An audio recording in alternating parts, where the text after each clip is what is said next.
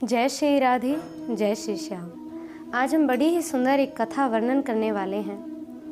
अब बड़ा ही दिव्य वर्णन आया कि राजा भर्तरी जब दत्तात्रेय जी के पास गए तो चरणों में शीश झुका करके प्रणाम किया और कहा कि प्रभु, अब मैं आपकी शरण आ गया। मैंने खामा ही 12 वर्ष यूं ही व्यर्थ किए। इधर गिरनार पर्वत पर जब दत्तात्रेय जी विराजमान थे तो गर्भादि पर्वत पर मच्छिंद्रनाथ जी विराजमान थे। गुरु गोरखनाथ भी दत्तात्रेय जी के दर्शन की ओर बढ़े। अब दत्तात्रेय जी ने पूछा कि अरे गोरख, तुम यहाँ क्या कर रहे हो और किस कारण से आए हो?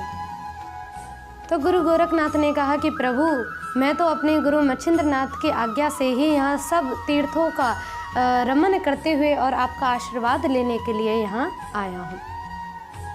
अब इधर भर्तरी को आशीर्वाद देते हुए दत्तात्रेय जी महाराज ने उसे बद्रीनाथ की ओर तपस्या के लिए भेज दिया और इधर गुरु गोरखनाथ को भी आशीर्वाद दिया और मच्छिंद्रनाथ से भी दत्तात्रेय जी ने भेंट करी और दोनों भ्रमण करते हुए बड़े भाव से कौटिल्य नगरी में जा पहुँचे।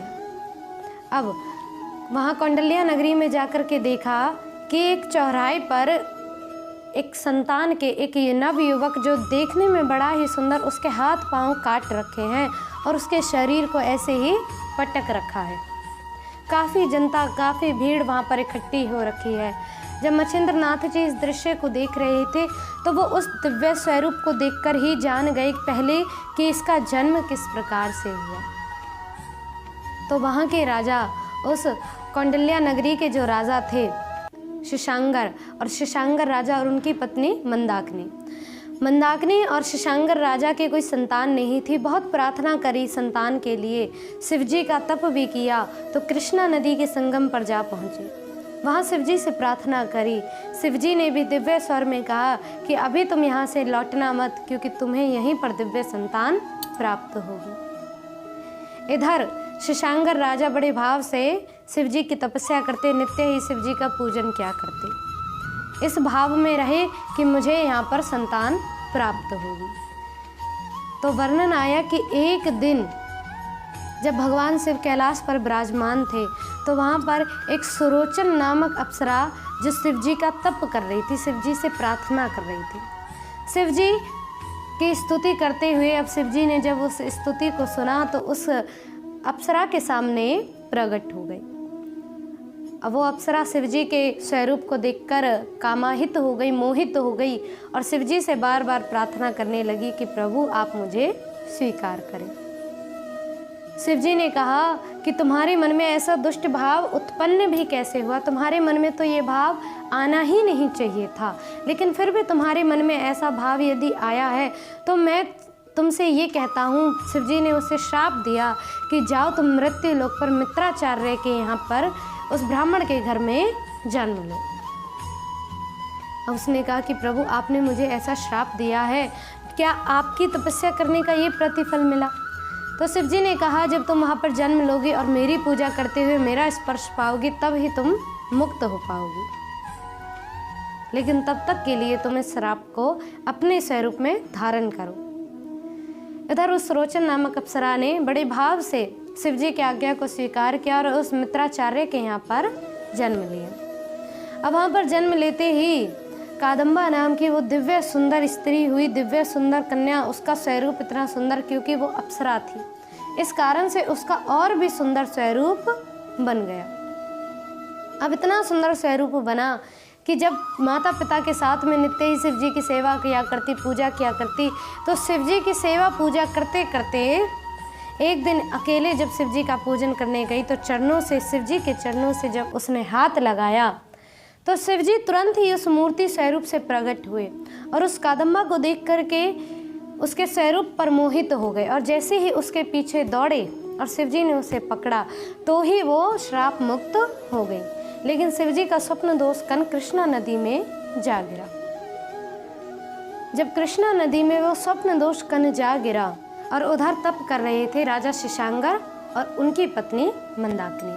राजा शशांगर और उनकी पत्नी मंदाकिनी जब तप कर रहे थे तो नदी में प्रभु शिव भक्ति के लिए जल लेने के लिए जैसे ही आगे गई तो उन्हें एक दिव्य संतान दिखी।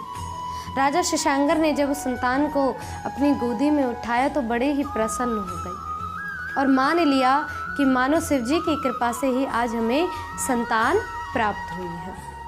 ऐसा मन में विचार कर आनंदित होते हुए उस संतान को अपने साथ ले आए और अपनी रानी मंदाकिनी को दे दी और कहा कि देवी हो ना हो, ये कोई शिव या विष्णु अवतार है जो हमें आज प्रभु शिव की कृपा से प्राप्त हुआ है। मंदाकिनी बड़ी ही प्रसन्न हुई और राजा शशांकर अपनी कौंडिल्या नगरी में आकर बड़ी प्रसन्नता के साथ में अब रहने लगे।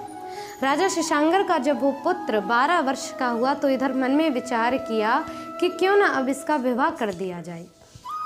राजा शशांकर ने दूर दूर देश की कन्याओं को जब उनके चित्र दिखाए गए, उसका पुत्र का नाम रखा गया था कृष्णागार। जब कृष्णागार युवराज को दिखाए गए तो वो बार बार मना कर देती कि मुझे किसी कन्या से विवाह नहीं करना है। इधर उनकी बार बार मना करने के कारण उनकी माता, कृष्णागार की माता मंदाकिनी बीमार रहने लगी और उस बीमारी के कारण ही उनका देहांत हो गया। लेकिन राजा शशांकर की जब पत्नी मंदाकिनी का देहांत हुआ तो राजा शशांकर भी बहुत ज़्यादा एकांतिक फील करने लगे। अब ऐसी भावनाओं के कारण उनके मन में विचार हुआ कि मेरा पुत्र तो विवाह करता नहीं, तो क्यों ना मैं ही अब विवाह कर लूं। तो चित्रकूट के राजा भुजध्वज की कन्या भुजावती के साथ में राजा शशांकर ने अपना विवाह कर लिया। उस समय उस कन्या की जो आयु थी वो थी 15 वर्ष की आयु। तो उस 15 वर्ष की आयु, अब इधर राजा शशांकर ने जब उस कन्या के साथ में विवाह किया तो एक दिन उस कन्या ने कृष्णागार को देखा।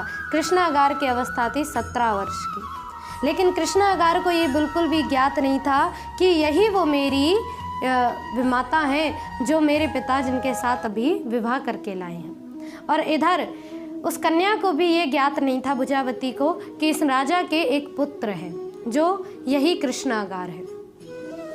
तो एक दिन कृष्णागार को जब देखा तो उनके मन में भावना जगी और दासी से जाकर के कहा कि तुम कृष्णागार को मेरे कक्ष में बुला करके लाओ। कृष्णागार के पास दासी ने जाकर के संदेश दिया तो कृष्णागार को लगा विमाता ने बुलाया है, आज पहली बार विमाता के दर्शन करेंगे। बड़े भाव से खुश होते हुए कृष्णागार विमाता के पास जाने लगे। इधर जैसे ही विमाता के कक्ष में प्रवेश किया तो उस भुजावती को देख करके कृष्णागार के मन में संदेह हुआ कि ये तो वही भुजावती है जो मुझे उस समय उस महल में देख रही थी। अब भुजावती ने उस कृष्णागार से कहा कि मैं तुम्हें अपना पति स्वरूप मानती हूँ और तुम मुझे अपना पत्नी स्वरूप मान लो। इधर कृष्णागार ने अपनी विमाता को अपशब्द कहे कि आप ऐसा विचार भी कैसे रख सकती हैं, और वो ऐसा कहते हुए उस कक्ष से भाग गए। जैसे ही कृष्णागार भागे तो दासी से पूछा कि तुम किसको लेवा करके लाई थी। तो कहा दासी ने कि हे रानी, यही तो राजा के पुत्र कृष्णागार हैं। अब जब ये बात उस भुजावती ने सुनी तो मन में विचार किया कि हो ना हो अब ये राजा को बताएगा, और राजा को बताते ही अब राजा मेरे प्राण ले लेंगे, मुझे तो मृत्यु की सज़ा दे देंगे। मेरे तो अभी कुछ ही दिन हुए हैं इस महल में आए हुए और मुझे मृत्यु प्राप्त हो जाएगी।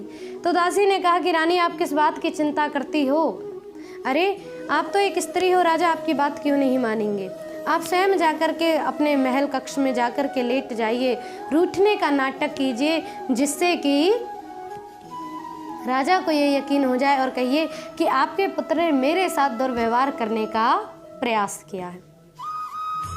अब ये बात सुन करके रानी बड़ी खुश हुई और भुजावती ने वैसा ही किया जैसा उस दासी ने समझाया था। राजा शशांकर जब शिकार खेल के वापस लौटे तो देखा कि रानी आरती की थाली लेकर के हमारे सामने प्रकट नहीं हुई है, तो स्वयं जाकर के उसके कक्ष में देखने लगे। अब राजा जैसे ही स्वयं जाकर उसके कक्ष में देखने लगे तो रानी को रुष्टित देख करके रानी से पूछा कि रानी आपको रूठने का कारण क्या है? क्योंकि आप तो रानी ठहरी, आपसे तो कोई अपशब्द भी नहीं कह सकता। बताइए अगर और कोई कारण हो या किसी ने बुरी दृष्टि डाली हो आप पर।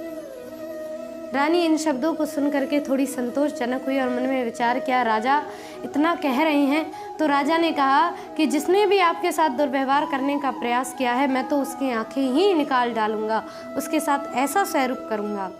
राजा बार बार जब कहने लगे तो रानी को प्रसन्नता होने लगी। तो रानी ने कहा, भुजावती ने कहा कि प्रभु, मुझे किसी ने नहीं बल्कि आपके पुत्र कृष्णागार ने ही मेरे साथ दुर्व्यवहार करने का प्रयास किया है। जब ये शब्द सुने तो राजा ने एक बार भी अपने पुत्र पर विचार न करके रानी की बात पर विश्वास कर लिया और कोतवाल से कहा कि जाओ, जा कर के कृष्णागार के हाथ पांव तोड़ करके उसके हाथ पांव काट करके चौराहे में फेंकवा दो। सारी प्रजा ने राजा को रोकने का प्रयास किया, लेकिन फिर भी राजा रुक नहीं पाई। राजा के क्रोध के आगे कोई कुछ कह नहीं पाया और राजा ने वही आज्ञा दी तो कोतवाल ने उसे वहीं पर उसी स्थान पर बीच चौराहे में सब जनता के आगे उसके हाथ पांव काट दिए। अब उसका गला सूख गया, लेकिन फिर भी कृष्णागार ने एक भी बार अपने पिता का विरोध नहीं किया। तो इधर घूमते हुए अब गुरु गोरखनाथ और मच्छिंद्रनाथ जी जब पहुँचे थे तो जनता से अब मच्छिंद्रनाथ ने जब सारी लीला को जान लिया तो इधर मच्छिंद्रनाथ जी ने और गुरु गोरखनाथ जी ने संजीवनी विद्या के द्वारा उस कृष्णागार को जीवित कर दिया। अब कृष्णागार को जीवित किया, चौकी पर उसके स्वरूप को देखकर उसका नाम रखा चौरंगीनाथ। चौरंगीनाथ नाम रख करके अब उसे प्राणदान जब दिए तो इधर मच्छिंद्रनाथ जी मन में विचार करने लगे कि राजा को किए का उसका दंड अवश्य ही देंगे और इस चौरंगीनाथ को राजा से मांग करके अपनी टोली में शामिल करेंगे और इसे नाथबंदी बना करके प्रभु शिव के भजन में लगा देंगे। मच्छिंद्रनाथ जी बड़े प्रसन्न हुए। अब आगे की क्या दिव्य लीलाएं होती हैं वो हम बड़े ही भाव से आगे अगली वीडियो में वर्णन करेंगे। तब तक के लिए आप ऐसी ही दिव्य कथाओं को श्रवण करते रहें, प्रसन्न रहें, आनंदित रहें। जय श्री राधे, जय श्री श्याम।